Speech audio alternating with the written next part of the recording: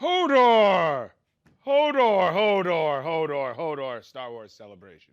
Hodor, Hodor, Hodor, Hodor, Hodor, Luke Skywalker. Hodor, Hodor, Hodor, Hodor, Hodor, Hodor, Hodor, Han Solo and Chewbacca. Hodor, Hodor, Hodor, Hodor, Hodor, Geek 360, Hodor.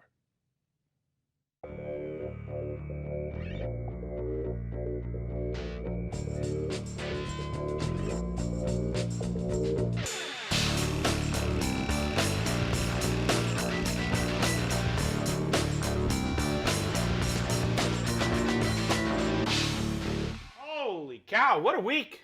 Oh my gosh! What a geeky week, you know? It's been incredible. Welcome to Geek 360. I'm Tommy Bechtold. With me is the mother of dragons, Daenerys Stormborn Targaryen. Good to have you. Also known as Stephanie Pressman. Right. Around these parts. We put a thing down at the bottom just in case people didn't know I was kidding and thought you were the real. Yeah, I understand. Well, like I said, what a crazy week, guys. Let's just kick it off. We got the Ant-Man trailer came out. And here's a little thing I've noticed now about Marvel movies that you just will never see in the DC universe, is that every Marvel movie now has a character, if a character has a silly name, there has to be a line in the script where they comment on how, like, their name is silly. Like Batman's never going to be like, Batman, not my choice.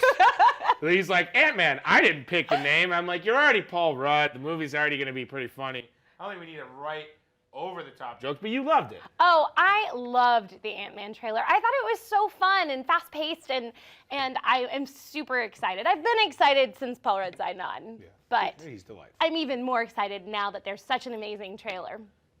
Also this week, Fox announced that they're gonna remake Rocky Horror Picture Show. I mean, like, is nothing sacred? There is nothing sacred anymore. Didn't they already dumb it down? Sorry. Did they dumb it down enough for Glee? What are they gonna do this time? Well, and also this is like now the third time that someone has tried to redo the Rocky Horror Picture Show, and they've pulled the plug on it every other time. Here's the only way that I'm gonna accept this: if Tim Curry comes back as Dr. Frankenfurter. That's the only way. Otherwise, you just gotta I mean, this movie is a cult phenomenon. People dress up and go to the theater at midnight weekly still. Why are we messing with it? It is the longest running theatrical release of any movie ever. Yeah. So why? Why, Fox? I mean, I think my grandma still watches my home movies pretty regularly, My First Steps, and that's 31 years old. But, you know, Rocky Horror's a little older. All right, casting news that made me smile. Olivia Munn has now been cast as Psylocke in X-Men Apocalypse. And that's kind of exciting. What a progression for the Psylocke character. From an Irish lass that had like a ninja infused into her brain to Olivia Munn, smoking hot. I believe also like half Irish, half Asian. So they kind of just literally made a human version of the character. There's a lot of back and forth on this. It's become a big issue on the internet. People either love it or hate it. I'm more on the side of not liking it, but, you know, I'm completely a positive person, and I will just look forward to it and see what she brings to the character. Yeah? You know what else happened this week, Tommy? What's that? They announced that there's going to be an Agents of S.H.I.E.L.D. spinoff. Like, of course I love this because, you know, I host the Agents of S.H.I.E.L.D. after show here on the stream. So, you know, another hosting opportunity for me. But I'm really confused as to what it's going to be. Like, is it going to be Inhumans? Is it going to be Sword? I have no idea. What do you think about it, Tommy? I don't know that if this interferes with Agent Carter getting a second season, I'm going to be real cheesed off. I'm going to be real skinned, if you know what I'm trying not to swear in case any kids. I have a feeling Agent Carter is pretty safe. It has a big following. All right, fine. Then spin it off. You know what? Spin it off and have it just be about, well, I've only watched one season of it, but I'm trying to think. How about the kid of the Deathlock? How about Deathlock's son of Deathlock? Son of Deathlock? Nah. All right, let's take a break so I can recover from what's just happened here with a quick message from our boy, John Schnepp and Sweaty Nerds. It's time to get sweaty. It's time to get sweaty. Start over.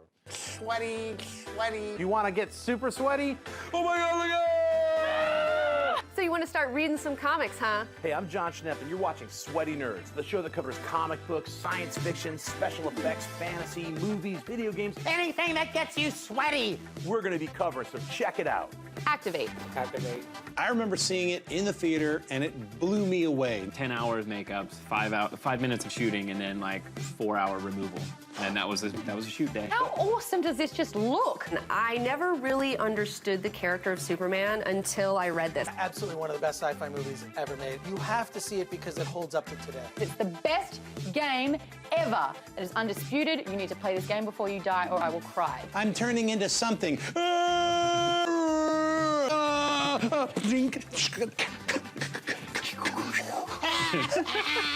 think he focuses on the right things in sci-fi. I think some science fiction films get bogged down in showing you all this cool stuff. Sure. Sweaty nerds! It's all wetty, sweaty.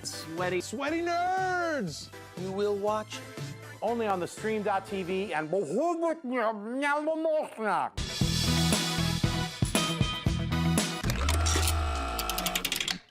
Sprinkle, sprinkle, sprinkle, go!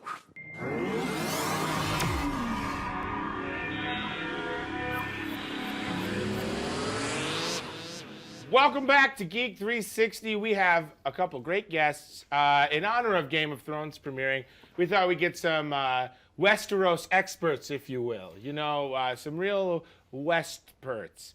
Oh, we'll work on that. Please welcome to our Geek Lounge. We have Kyle Maddock. And Alan Sizzler Kistler.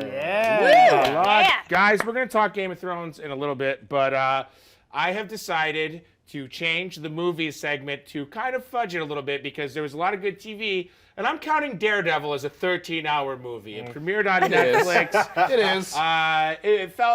To me, it feels like more cinematic than television. I enjoyed it. Did you like this darker Marvel experience than we're used to? Was that good? Did that work for you? I loved it. I was engrossed and I was along for it for the whole ride. And I feel like there's been a lot of dark takes. It's been getting a little bit darker and darker, and I enjoy it. I have a good time with it. Well, what I really liked was that although it was dark and maybe more raw and visceral than what we've seen in other aspects of the Marvel Universe, there was still banter, there was still fun, there's still hope amidst the darkness. Yes. And I think that's the way you got to play it. If it's just all like grim, dark, and Daredevil can't ever smile, then I don't care. Yes. You know, so you still had a bit of a swashbuckler there, and I thought they did a really great job.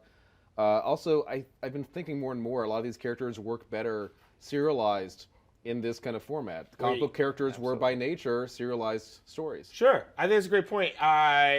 Charlie Cox's Daredevil, I loved him on Boardwalk Empire. He's also Downton Abbey. Stardust. You can't forget Stardust. Stardust. Can't forget that one. Stardust had a lot of. Superman was in Stardust. The Baroness from G.I. Joe was in Stardust. The Stardust brought them all together. So what do we feel? Charlie Cox, yay or nay? Fantastic. Great. Yeah. Fantastic. What I really liked about Daredevil is that it feels very grounded. Yes, like we're living in a kind of fantastical world where there's superheroes, but it was grounded and it did a really good job of bringing in the cinematic universe again, but like making it more grounded and seeing it from a different perspective. Well, the fact that you would see people having bruises and cuts still healing 3 episodes later from stuff, that was fantastic. The fact that you would see Daredevil get tired. That's the other thing, like he's super powered but in a different way. It's a compensation for his lack of eyesight, but he doesn't have any enhanced physicality. Like it's just this guy being athletic, and you felt that. Absolutely. Episode 2, there's that long fight scene in the hallway. That if you haven't seen it, this doesn't really give anything away. Just make sure you see it. But it felt just really real and grounded, and like he was. Just watch it. Just watch it. I don't want to give too much away. It was a human being fighting, not some martial arts machine. It was. Right. Yeah, exactly. I love that. All right, we're gonna do a little quick lightning round. One villain you'd like to see next season 2 of Daredevil. Stiltman. Stiltman. I like that. I guess I gotta go classic and say Bullseye. Bullseye. There is an Easter egg in the series, if you caught it, that indicates the presence of Stiltman. Whoa. Stiltman is looming large. I actually haven't finished the whole season yet, so I don't know who I'm still going to see this. Dormammu pops up out of nowhere. It's just crazy. It's not all about finishing. Sometimes it's about beginning, segueing onto our next topic. What an interesting philosophy. Game of Thrones. Yay! Yay! For me, Game it's of always about Thrones. finishing. Game of Thrones premiered on HBO this past Sunday. That music raises the hair on our arms. It's so epic. You guys are Game of Thrones, I would say, pretty big fans, if not experts on it. How did you feel about this season premiere? Oh man, I enjoyed it. I thought it was a pretty solid premiere. I think it was like most premieres, it's sort of just catching up. Where was everybody at the end of last season, and how are they doing now? A few moments after what happened last time. So it got us back into that world and showed us where everybody was. Very rapid pace, actually. So initially, I was actually underwhelmed by it. It ended, and I thought that's okay, it's over. But I think that's part of the deal is that it is there to sort of reassess where everything is. It's almost like a coda to the previous season before you rev things up. There were excellent scenes in it. I think what we're doing with Jon Snow now, there was a change in his story from the books, and I think it's actually a very effective change because how he's been coming off as a leader has not been as strong in some of the episodes as it has been in the books. So I think they're trying to make up for that. I think they're trying to push that in a new direction so that you're really like on his side and you see why anyone's listening to him. Right. Now, for people who have read the book or haven't read the books, rather, for me, I'm wondering, for them to watch the show, is it confusing that there's main characters who are literally the anchors of chapters of the books who are gone for episodes at a time on this show? Do you think it's harder to watch that way? I find myself, now I've read the books, baby. And I watch a TV show, and I very often am nudging whoever's next to me and be like, who is that guy again? Who is that person? Do you feel like it's just so expansive now that in the universe that it's a little hard to follow at times, or do you think that they do a pretty good job of reining it? That's a tough one. Part of the enjoyment of reading the books was when there was a character you weren't sure about, you'd be like, oh, wait a minute, let me go back, let me check this out. And I wonder if people who are watching it, when they're confused about a character, will go back and like rewatch an episode that was about them and remember it and enjoy it in that way like I did with the books. So I don't know, there are a lot of characters, people get confused, but I think there's a payoff if you really put the time and effort into learning it. All right. Yeah, and there's an emotional journey anyway, so even if we all maybe forget someone's name like for 5 seconds here or there. It's just like, oh yeah, he's the other. But the emotional journey is there, and also it's an interesting enough journey that you will go back or you'll look up on Wikipedia or IMDb to remember someone's name. Then it all clicks back to you. But adaptations always have that struggle of how much do you create the expanded universe, a book canon, one paragraph, and how much do you edit down? And again, the Jon Snow story has been edited down a little bit. For sure. Yeah, I mean, like I said, I usually watch Game of Thrones with like, a nice 6-pack of some sort of mead or something. So it's no surprise that my brain goes there. Some Dornish red. That's right, exactly. Now, just real quick before we move on, whose storyline are you guys most excited about seeing this season? I'm seriously excited about what's going to happen with Tyrion. I mean, this episode really ramped us up to follow where he's going to go. I'm excited about somewhere we haven't really been yet. That's upcoming is Dorne. Yes. Yeah. That I'm extremely excited about. The Sand Snakes? Yes, the Sand Snakes and Dorne Martell and everything. Yeah, Oberon. The hints we've seen of that, or of this. I'm all for Tyrion. Arya. Anything with Arya, I'm absolutely hooked. Oh yeah. Oh my gosh, all the like her path crossing right by Sansa all the time. Yeah. It's just driving me nuts. It is more stressful to watch than it is to read, I find. Yeah. So close, just so yell close. out. Well, that's the thing. When that moment came up where they were like, oh, now we need to find Sansa, and then they rolled by. Yeah. When I first saw it, I was like, oh, God, that's so hokey. And then I thought back to the books. That happens all the time in the books. George writes it all the time where characters just ships in the night. Well, it's certainly going to be an exciting season. With the showrunners saying that they're kind of veering away from the books now. George R. Martin's not writing for the show as he's focusing on something else, possibly another book, possibly another series. We don't know. You should take a break, try something else for a while. There's no rush. Pick up sculpting or something, George. Whatever. Ceramics are wonderful. Exactly. All right, guys. For our Geek of the Week this week, I scoured the internet. I combed through, I went deep, I went dark, I got some scary places, caught a bunch of viruses on my computer, then I got clean again, and I found these people, the Southgate Media Group. Holy hell, they're putting up some podcasts. They got podcasts on The Flash, podcasts on Gotham. I believe a Game of Thrones podcast. Ooh. These guys are going nuts, and gals, on podcasts. Podcast crazy. So please check them out at southgatemediagroup.com and on Twitter at SMG Pods. SMG Pods. Check them out. Love them. Listen to their podcast. Support fellow geeks. We're going to support fellow geeks on our favorite network, The Stream, with a quick message from them, and we'll be right back.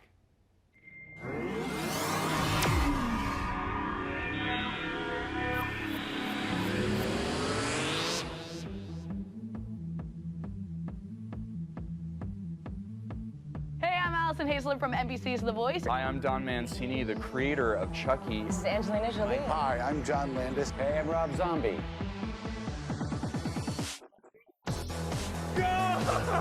Strange little voices we throw back and forth at dinner. I'm Tara Buck from True Blood. Hey, this is Sam Witwer from Sci-Fi's Being Human. I'm Taryn Southern. I'm Elijah Wood. I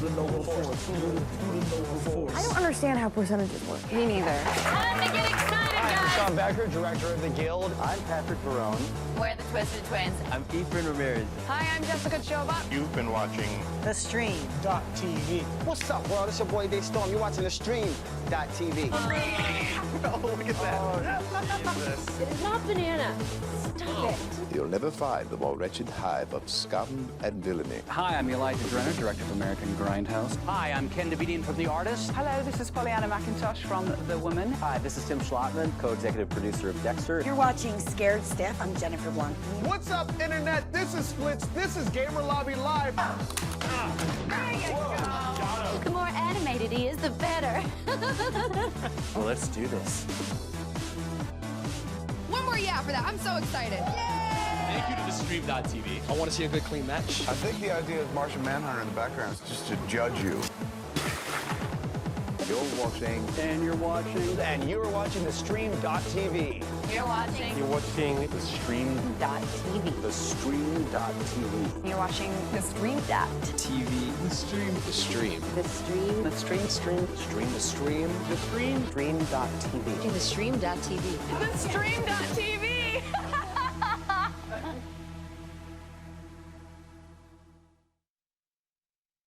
Welcome back. Oh, boy, we're going to check in with Brian Conwell over in the chat now. Brian, loving that polo, buddy. How you doing over there? Oh, my good man. Brian here from the chat booth. Yes, this polo, check it out. This is for Star Wars Celebration. It's going to be awesome. Steph and Tommy got that for me as a little gift. Pretty awesome. So what we want to talk about from the chat is for our Game of Thrones experts. Guys, what do you think about George R.R.? He's taking a break. He's going to write the books, right? So are we worried about them possibly spoiling the ending before it plays out in the actual books on HBO's Game of Thrones? Yes, I'm crying inside. Oh my. Oh my gosh. It's going to be a different journey, but the destination's going to be the same, and that's scary. Because I might know how, I don't know, Daenerys will sit the Iron Throne at the end, say. I have no idea. But if she does, I'll know she does in the books. How she gets there will be slightly different. And so, yes, I'm very worried about that. I mean, this is going to happen with adaptations anyway. It just usually happens the other way. Right. Where everyone who read the books will know, even if they change some stuff, we know, well, this person dies, this person turns out to be a traitor, da-da-da-da. So we're just sort of reversing that experience now. Yeah. On which fans will know what when they experience this. So, yeah, it's not the most ideal situation for an adaptation, but they're already going their own path in different ways. It's already going to be a different journey just because of the medium being different. Sure. So I'm not too worried about it. You know, if you give me an entertaining thing anyway, it doesn't matter that I know the end. Yeah. I hear that. You got some mixed emotions. Brian, who are we chatting with right now? Oh, man, I got Faquad out there. Yeah? Oh my I got Jack Satin in the chat room. Bang. The Jet City Muse, she's always there. Very Jet nice. City. We love Jet Jet City. City. Yeah. She's We our like muse. her. What a great name. Yeah. Well, hey out there in Chatland. Thank you guys for watching. Anyone else who's watching but is afraid to jump in the chat room, just remember it's a safe place for you to share your opinions that we will possibly answer on the show. So if you've got a question for Brian, he may not always have a stylish polo, but he's got good intentions, and that's what really counts, right? I mean, that's, at the end of the day, that's the name of the game. Well, thank you, Brian. Thank you very much. We're going to get our game on now with Geek 360's resident game expert, Erika Ishiii. Yay, Erika! Hello, game friends. I was thinking about it, and the 2 biggest games of the year thus far have let you play as women. That's awesome. The times they are a-changin', right? Well, I was wondering how many big games in the last 10 years had female protagonists. I hypothesized that the number increased over time. So I conducted a little scientific study, and it was as empirical and rigorous as the budget would allow for. The budget was $0. So I ended up collating a bunch of data from the review site Metacritic.com. I looked at the top 10 highest rated console games over the last 10 years and within those 10 years. And because nobody is gonna pay attention to your data set unless you kind of zhuzh it up a little, I decided to quantify the number of female protagonists in games by boobs. So, boobs, yes.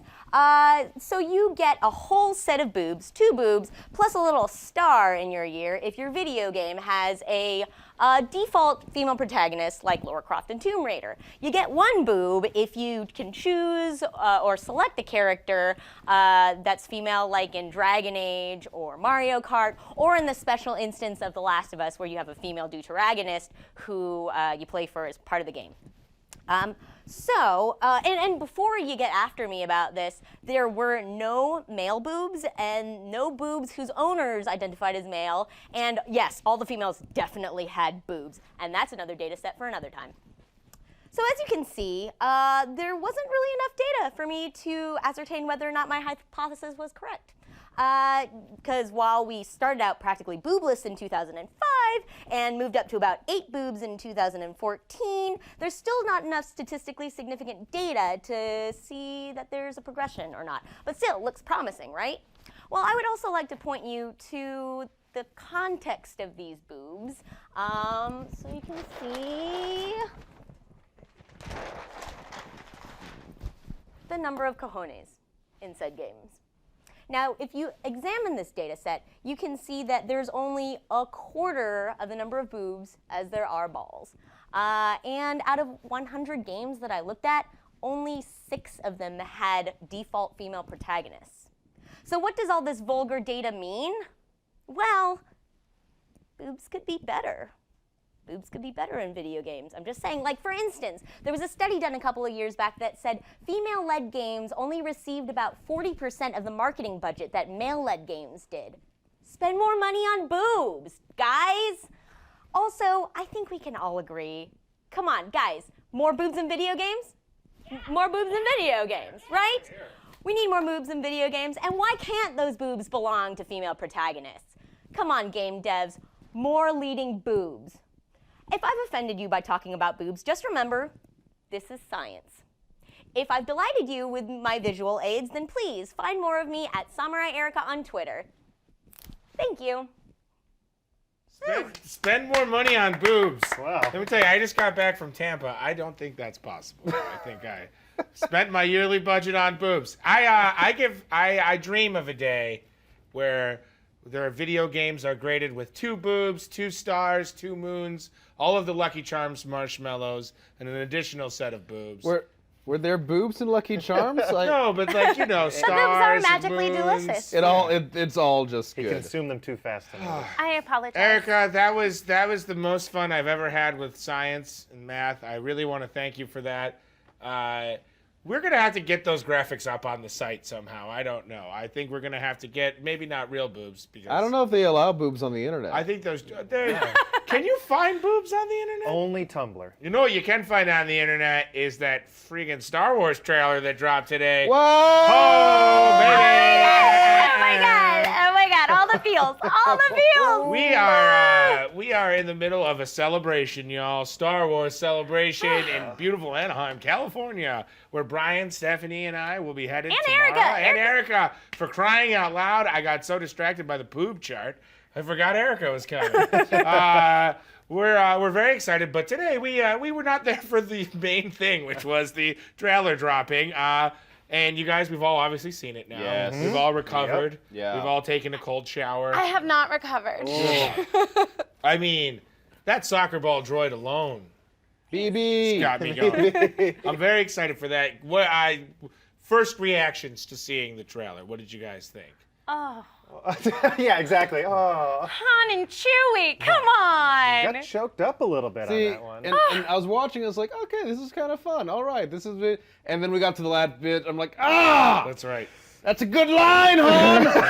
That's a really good line! It was such a great, I mean, even the trailer, I thought the trailer was fantastic. I thought the opening sequence was amazing. I thought it was fun, and it was like, oh, look at the way the giant Star Destroyer was crashed into the sand. Was like, oh, that's now a ruin of a bygone era. Yeah, it's incredible in the narration. But I was like, even if this trailer had sucked for 1 minute and 42 seconds, the second Harrison Ford and Chewbacca. And it's got that grin. You're just like, oh, that's right. I love these movies so much, and these guys are back, and Jar Jar Binks isn't here at all. He's nowhere to be found. You know, what's the guy's name? The new stormtrooper? What's his name? John Boyega? Yeah. Okay, so when I watched the trailer for the first time, I kind of had it a little spoiled because one of my friends on Facebook had said, does this dude have asthma? Because literally every time you see him in any of the trailers, he's like super out of breath. And I could not from stuff. I could not stop laughing watching it. So it made me laugh, it made me cry, it was all the feels. All the feels. Oh, so good. It was beautiful.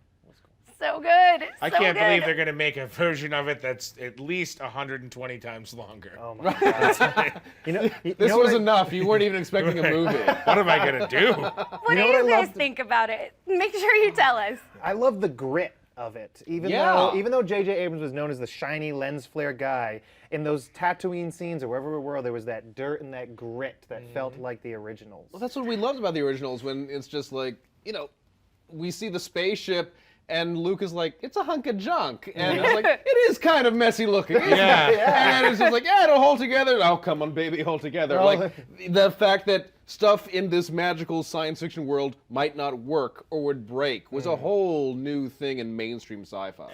And I thought, yeah, that's okay. We like a little off-camera noise to come into the show every now and then. It's like a fun little, makes it feel like a radio show. Does it? It sounded like a Calypso beat. We should get a flushing toilet for what's occurring right now. I like, for me, that although I'm not familiar with, I don't think the details have been released of the bad guys, let's say what their names are, but they look to be some pretty badass villains. They look great. They just looked incredible. The one guy mowing through with the almost looked like Cobra Commander's mask. I enjoyed that. That's the reveal. Yeah, he'll take off that mask, and Cobra Commander's mask is underneath that mask. That would be. And then he takes off that mask, and it's Boba Fett. We haven't figured out who Brienne of Darth is yet. So See? that was one thing that wasn't revealed. Or Lupita Nyong'o. I love Lupita Nyong'o, and I'm so excited that she's going to be in this. And I have no idea what she's going to be doing. But that's great. That's so great that it's a tease and not a reveal. Exactly. We haven't been given like some weird spoiler about a twist that doesn't seem to make sense or something. Like it's getting us revved up. It's giving us the atmosphere and some great visuals, and then says, you know what? You got to just see it. Yeah. I mean, I'm very excited. I think we all are. I don't think anyone was underwhelmed. No one on Earth was underwhelmed by that trailer. If you were, tweet at us, Geek360 Show. Say, shut up. You jerk. You'll find me at Celebration tomorrow. I'll be the guy. I'll be the guy just snapping frantic photos of slave Leias all day, okay? That'll be me. Oh. So long as you're not wearing a slave Leia I have before. Costume again, you better be. Speaking of wearing things, Tommy. It's that time of the episode. It is the Fashion Find of the Week segment, my favorite segment. And our Fashion Find of the Week this week is by fans, for fans. It's We Love Fine, and you can find them at welovefine.com. And all of the Geek360 crew today are wearing We Love Fine. Erika was wearing a Back to the Future dress. She still is, you just can't see her right now. Brian had the Darth Vader polo. Tommy is wearing the Deadpool cardigan. And I myself am wearing the Pikachu cardigan that has Pokeball buttons. Oh my God, the buttons are Pokeballs. Is that not the cutest thing ever? So make sure you check out welovefine.com, where most of the stuff on there is made by fans or designed by fans. So check it out. Well, I'm very hurt that that's your favorite segment. We work so hard on the rest of the show to play favorites. Feels like you've identified a favorite child, which is never fair. I can't identify which one of you was my favorite guest, so Kyle and Alan, we're going to give you the chance if you have anything to plug.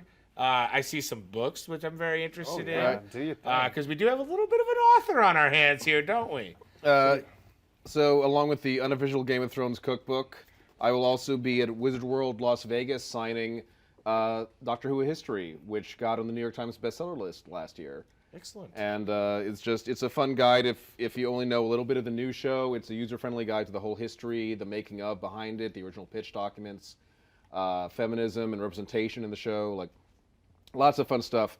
And yeah, I'll be at Wizard World signing those. I'll also be in a number of panels. That's this month on the 25th and the 26th. Fantastic. Kyle, anything? You got a pretty sweet podcast. Yeah, I really wish I was making appearances, but I sit around in my room talking on podcasts all the time. Nothing wrong with that. I play the podcast now and then. Nice. But I do a podcast of iceandfire.com. Yes. We're the longest running podcast about George R.R. Martin's A Song of Ice and Fire series, which I'm sure everybody watching this knows is a book series that Game of Thrones is based off of. Yes. No way. Yeah. No way. Well, we will have links to both the podcast and where we can pick up the book underneath this video of this fine program that you've just watched. We'll also have links to our great sponsors, We Love Fine, some visuals, some more of their clothes. Check it out. Look how good I look. Now imagine a better looking person wearing this. And go and click and order. That's really all the time we have for today. I want to thank our guests, Kyle, Alan, thank you so much. Thank you, Brian. Thank you, Erika, Khaleesi. Thank you as always. We'll be back next week with Jenna Bush. Pretty excited about that. Same time, 9:30. That's it for this week's Geek 360. Thank you for tuning in. Take it away, me. For more Geek 360, click subscribe on thestream.tv.